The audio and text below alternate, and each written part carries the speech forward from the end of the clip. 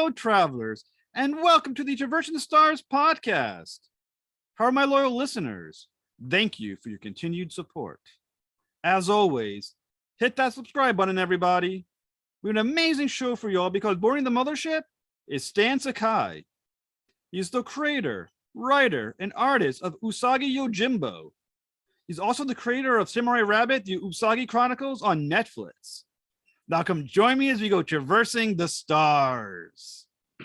Hello, Mr. Sakai. Thank you so much for coming to the Traversing the Stars podcast. I'm a massive fan of yours. This is a deep, deep honor to speak with you, sir.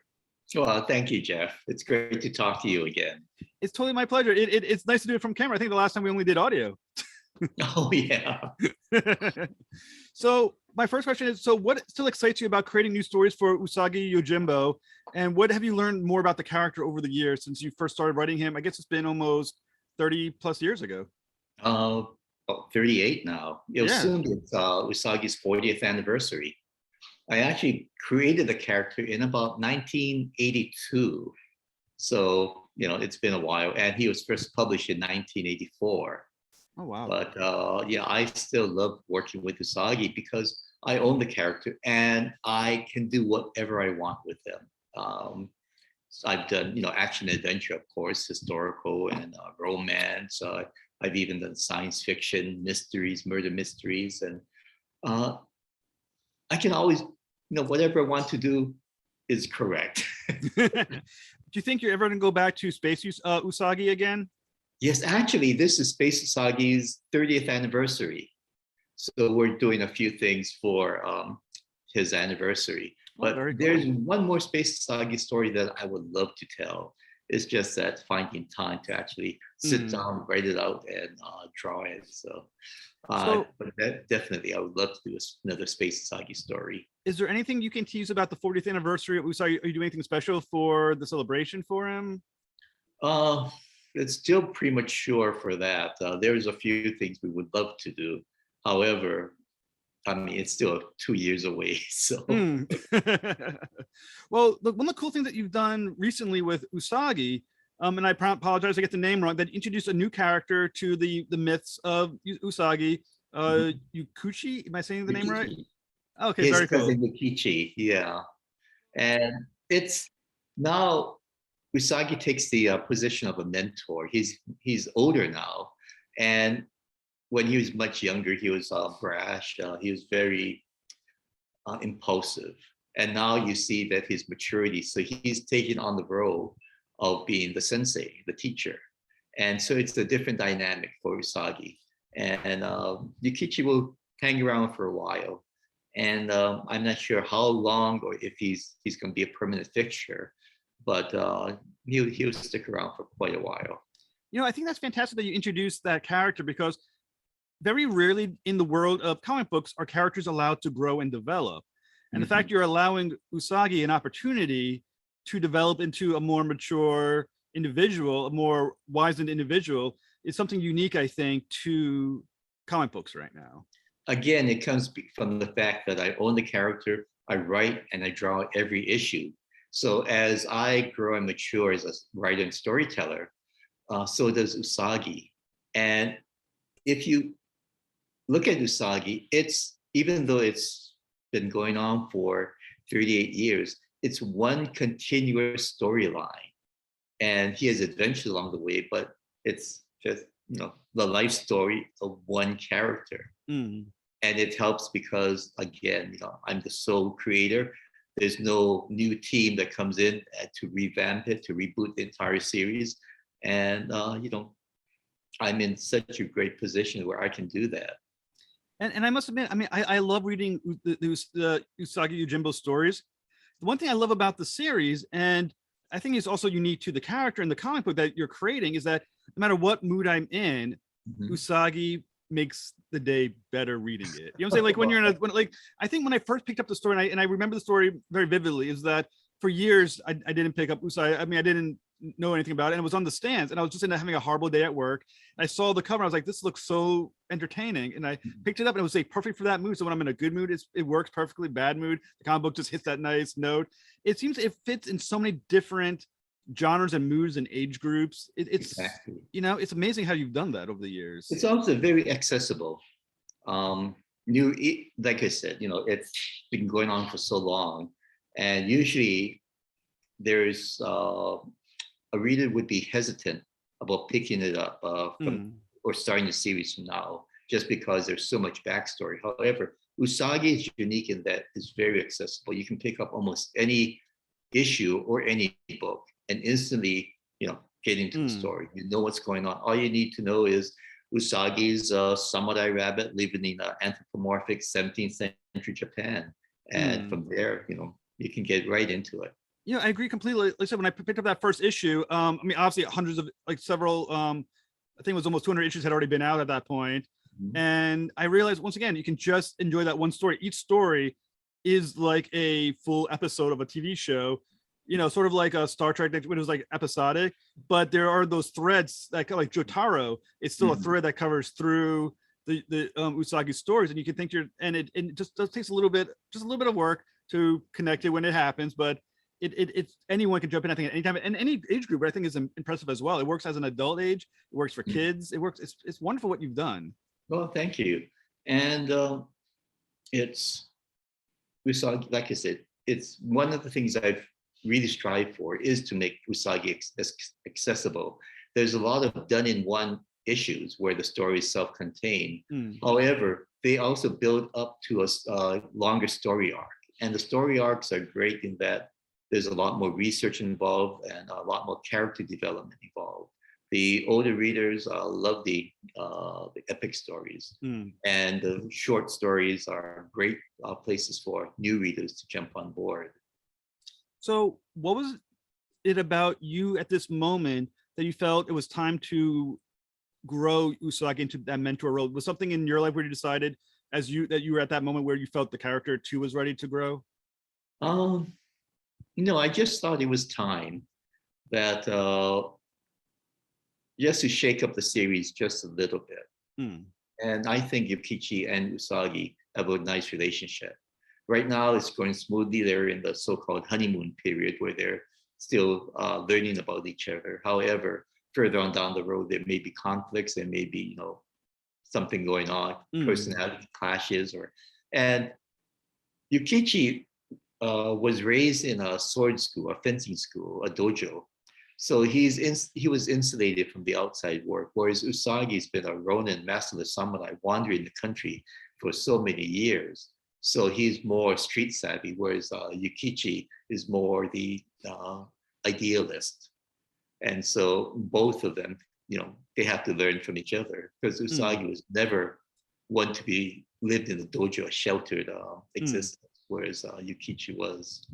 Now, well, within the realm of the universe you're creating in the Usagi universe, because of there was mentioned in your story that there's a moment where Usagi had met a younger Yukichi, and then they met again. Is, in your opinion, and within the world of your story and continuity, is it fate and destiny that brought them together? Is it just coincidence? Is there a bigger thing at play? I think right now it's just coincidence, because they didn't meet years and years ago. However, and they meet again, and it's just by coincidence that they find out they're related. So one interesting thing as well is that both of them have dealt with the feeling that they failed their master. Usagi, obviously, well back in the past. You have Yukichi as well. How does that mirror each other, and how does having known each other help each other cope with their own feelings of having overcome failure? Well, Usagi might seem this as a way to redeem himself. He did fail his master. His master died in the Great Wars, and that's why he became masterless. In fact, the reason Usagi went back to his hometown, his home province, is that to talk to the gravesite of his master and say, I've been wandering so long. I know a samurai serves one master. However, things have changed. Do I have permission to move on? And right now, Usagi is still battling that, whether between loyalty to one master or what's the best for him and for others. Hmm. whereas Yukichi has never had that problem. I mean, he did fail his master in that when Usagi first came to when they first met, Usagi asked to see the swords of the Yukichi's master, the sensei. Hmm. But Yukichi thought, oh, this is just some vagabond samurai. The master has no time for him. Hmm. So he failed him there. And then his master died. And so, he was never able to fulfill that arrangement meeting. Hmm. But now they're kind of learning about each other, and they themselves are growing. And one thing that might be interesting is that the timeline for Usagi, and I talked about the development, the storylines, how things are connected. I did a book called Red Scorpion. This is about 10 years ago, one of the trade collections. And currently, I'm working on a book called The Green Dragon. And like I said, there's maybe a 10-year span in our time. However, in Usagi's time, it's about 9 months.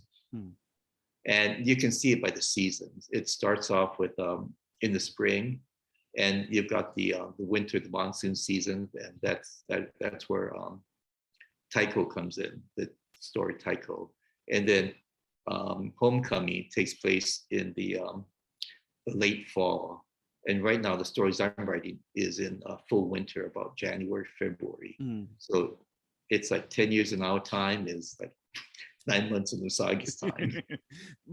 So have you thought about what is the full timeline for how long Usagi, the series, has existed within his world? Is it, we're looking at 10 years of he's been a Ronin? Is it 5?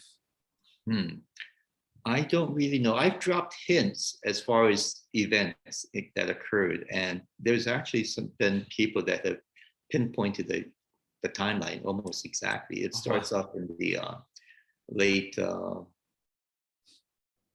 1500s.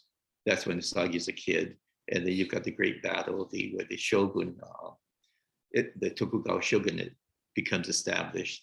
And right now, I would think it's, if you want a specific time, it's about maybe 1610 in Japanese history. But then Usagi is very fluid, and I don't pay that much attention. Well, like I said, I mean, you did a remarkable job. I also think it's interesting.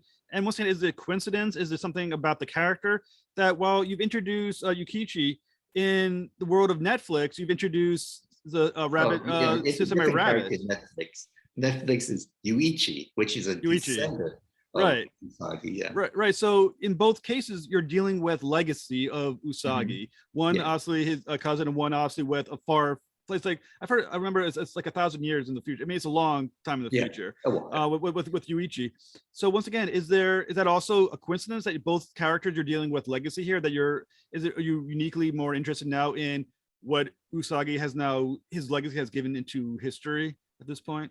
Yeah, I've always been conscious of the legacy, especially my legacy, because basically it's Usagi. That would be my legacy. And as far as Usagi's legacy, I have a series of ancestors or descendants of his, such as with the when I did Space Usagi, and even with the Netflix series Yuichi, and these descendants are followed by the ownership of the original swords, Usagi swords. Right now, in the first season, Yuichi does not have Usagi swords because it's another sword. In the there's actually going to be a second season for Samurai Rabbit, and nice. In that part of that storyline is a quest for the original swords. Oh, very cool. Yeah, and further on down the lines, Space Usagi, he inherits the original swords. So Yuichi in your head continuity is part of the canon of Usagi, like, and when you're writing the stories, are you considering introducing him into the comic books in some reference or like some way where, I don't know how you would, but I'm wondering. Right now, No, I'm not planning on introducing Yuichi into my storylines, but maybe, hopefully, maybe someday there'll be. Again, it's one of the things we can't talk about yet. No, But fair enough, fair enough. yeah. So in the Samurai Rabbit Netflix show, Mhm. what is your role on the show? Like, are you approving different stories, or are you basically just approving the concept? I approve everything from the outlines to the finished script, all the way through animatics.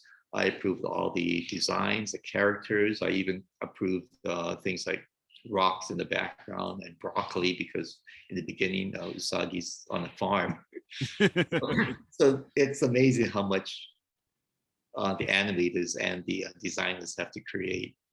And yeah, I've been having a great time with it.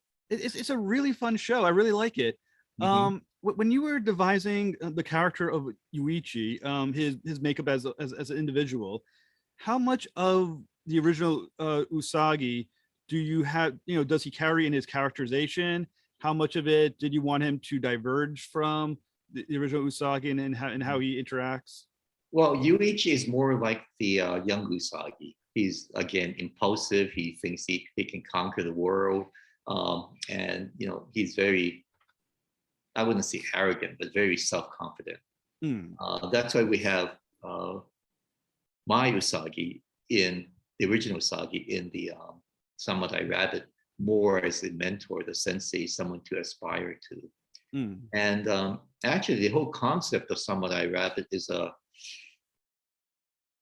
continuation or some of a story that I did called Senso, in which the Martians, Herbert George Wells's War of the Worlds, where the Martians invade Victorian England. Hmm. And my thing was, what if they had invaded or sent us a few scout ships to feudal Japan? Hmm. And of course, they defeated the Martians. However, they still had some of the Martian technology. Oh, that's What cool. if, what if they took that Martian technology and developed it themselves? Hmm. So it's Japan, fictional Japan that had that Martian technology that they just advanced and built upon it, Oh, that's and they awesome. created Neo Edo and Yuichi's world, and Well, that's where Samurai Rabbit came about. like I said, it's fantastic. One thing I found that I think one of the most, at least to my opinion, the most fascinating aspect of Samurai Rabbit is the city's view of Usagi, the original, as Mhm. a villain. And I Yeah. thought that was an interesting commentary about maybe how people are remembered in his, or how history remembers certain individuals. Was that kind of what you were leading the audience towards? Well, actually, that was not my idea. It was the writers and Candy and Doug, and they approached me saying, we have a kind of idea for Usagi, but it's really radical. We don't know if you approve it, however. And they said, Usagi is going to be like the most despised person in history. And and I thought, yeah, that's a great idea. So I was all for it. So, and they handled it really well. Yeah, I mean, I think I was amazed that went that direction, because it took me a few seconds to like process. I was like, what? Wait, like I thought I heard it wrong. I was like, wait, am I understanding the storyline properly? What's happening here? And I as I kept watching it, I understood where they're going with it. I was like, this is freaking genius. This is Yeah, really I smart. thought it was great. And I love the show that it's character driven. And you Hmm. see how the characters change and mature over time.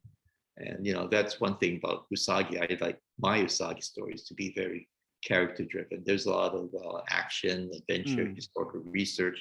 However, it's the characters that make the books, makes the stories interesting. Well, like I said, because Usagi is such a wonderful character. I mean, there's such a great nobility about this character that you created. And I think because he's a Ronin, his Mm. morality is kind of being formed by himself. He's not, he doesn't master now to rely on. It really is all on him now to Mhm. form who he is. And that's, I think, it's fun watching him develop like that. Yeah, and it's well, he follows the code of Bushido. However, it's my interpretation of an idealized form of Bushido. Hmm. He does a lot of things that's counter to it, actually, and such as he pals around with peasants, and he's very fluid as far as the social classes go. Hmm. However, sometimes he's a very strict follower, such as, and a lot of times when that happens, it leads to tragedy. There's one story I did, a long time ago, called The Mother's Love. And he befriends this old woman, and her son is like the town bully. He's a tyrant. He owns the town, and he kind of tricks Usagi into killing the son, because she loves the town. She wants the town to be free of him. But however, she says, a mother can't live with the thought that her son died because of her, and you have to kill me. And Usagi, he's torn between his love of the old woman and his the duty, and in the end he has to go with the code, the Bushido, and that really breaks his heart. However, for him that was the right decision. I remember that story. I really remember that being a phenomenal story. And I think what also I think is interesting about Usagi as well is, as you mentioned, his feelings. There's definitely a class system in Japan, and he does step away from that because there's a sense that those in charge are the peasants are beneath everybody else. They're literally below the peasants are the eta, the unclean people, and they're the ones who work with the dead, leather, and that type of thing. So Usagi hasn't really interacted with them yet, but I'm not sure. He probably will. So what is it about Usagi that you think he's able to give, or at least recognize, the importance of the peasants, where a lot of samurai would feel that they are almost disposable? Well, he is interested in people, and he'll befriend anyone. And also, too, when an occupation interests him, he'll go over and say, can I learn from this? I did a story, kaiso, seaweed, about seaweed farmers in Japan. And I had never heard of seaweed farming until my parents showed me a picture of a seaweed farm. But Usagi, when he learned they farm seaweed, so he got an interest in that. He went out and helped them help them in their crops. That's awesome. One thing I think is I must really envy is that the people living in California are going to see you at San Diego Comic-Con. That's this week or next week. This week or next week? Next week. So, how does it still excite you going to these conventions and meeting the fans? Is that still as exciting as it was 10, 20, 30 years ago? Oh, I love it. Yeah. And in fact, I love it more now than I did before. It's we have our own booth there, and it's 4906 if you're interested. And we have a lot of Usagi merchandise. It's been we missed 2 years of San Diego Con, and this is my first convention in that, since the last San Diego Con.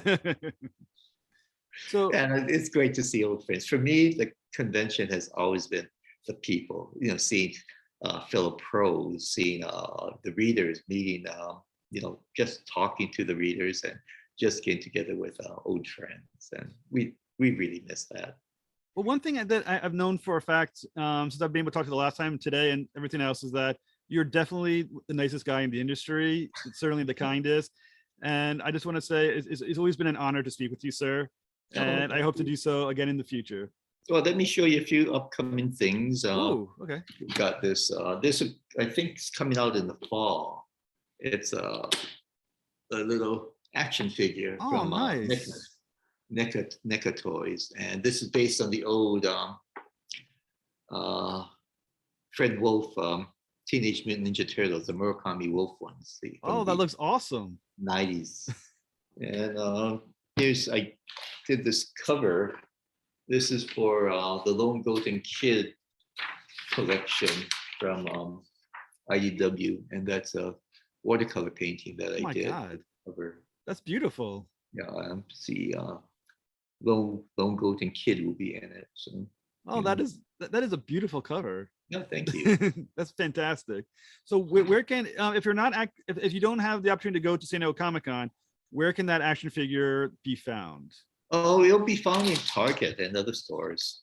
As far as the other merchandise, they'll be on stansakai.com. I have a store there. We'll have everything from T-shirts to socks to original artwork and everything between prints, books, limited edition books. Like I said, this is Space Usagi's 30th anniversary. So we have a new edition of the first Space Usagi story, originally the first colored for the first time. Oh, very cool. With a new cover and a variant cover by Peach Momoko. So what can you tease about the future before you go? I am taking a hiatus from Usagi to work on another project. And this is another thing that'll be announced at San Diego. And yeah, so I'll be taking maybe 6 months off to work on something else. Well, we'll all miss Usagi, but we'll definitely be excited to see what you come up with next. Like I said, another thing I'm working on is the Ukraine project. Okay. And Scott Dumbier asked me to participate in this. It's a wonderful project where creators, and they've got great creators, Bill Sienkiewicz, Alice Ross, I mean, there's a whole Serge Aragonés, and we're contributing art and stories to a book. And the proceeds will go to, I think they're Operation America, and they're a terrific organization. And these will go to help the Ukrainian refugees. So that's I'm very proud to be a part of. So when will it be available? And is this going to be available everywhere? There's comic books. Is there a particular place that to be purchased? Well, Scott had created a Kickstarter for it, and it went well beyond the what he was asking. And I assume it'll be also available through the distributors and the comic book stores as well. I'm not exactly privy, to that end, but my part was more the creative end. And I did a 8-page Usagi story, and it'll be fully colored. And I also lettered the group's crew stories. So. That's awesome. Like I said, it's such a good cause too, because what's happening in Ukraine, we need to help as much as possible. And I think that's fantastic that you and some other celebrity comic book people are doing what they can to help out. I think that's an incredible, noble, a very Usagi Yojimbo of you. And this is nothing to do with politics or reasons why. It just goes to help the refugees, those who are really in need. Well, it does allow us to put everything in perspective, because regardless of where you stand, people they need help, regardless of where you stand. So once again, I think that's also incredible of you as well. You are amazing, sir, and it's been a great honor. And of course, the second season of Samurai Rabbit, the Usagi Chronicles, I think will stream in the fall. Ooh. Either late summer or sometime in fall of this year. Very cool. Great time to be a Usagi fan. Okay. Okay, great. Well, have a great talking to you, Jeff. You as well. Like I said, it is. We sure will. Okay, thank you, Jeff.